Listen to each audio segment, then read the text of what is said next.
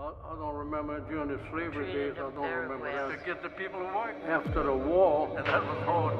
We just let them keep on living. Very well. Natural life. Natural life. My name is Norman Marmillion. I'm the owner of the Laura Plantation. This is an old sugarcane farm located about 50 miles northwest of New Orleans along the Mississippi River.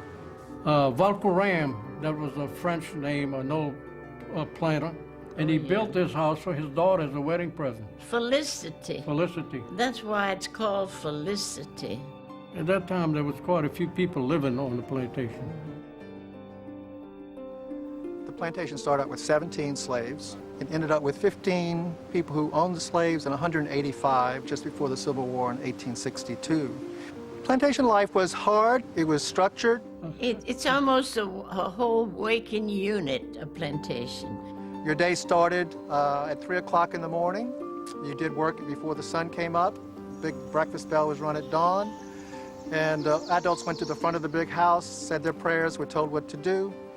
Their children, who were 6 to 12 years of age, followed them, carrying heavy buckets to the back of the big house where the kitchen was, had the buckets filled with milk and butter and what we call cottage cheese today. And the children's first job of the day was to walk down the row of slave cabins, 69 of them, for a distance of 3.5 miles, and distribute that for breakfast at dawn.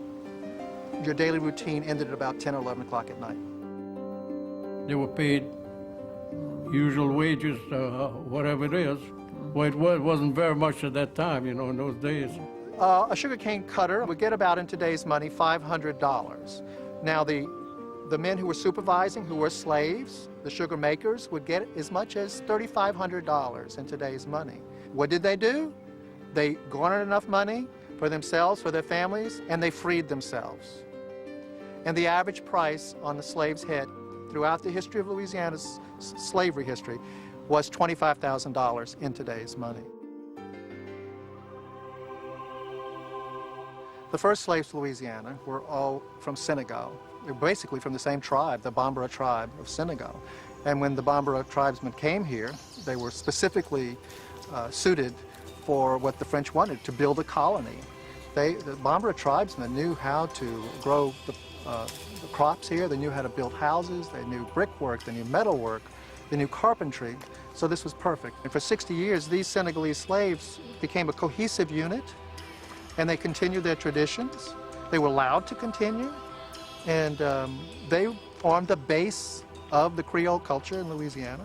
It's a very practical culture, and today it marks Louisiana's lifestyle as different from the rest of the United States. The system of slavery was horribly brutal. It's amazing that we were able to have the conscience to eventually move beyond that.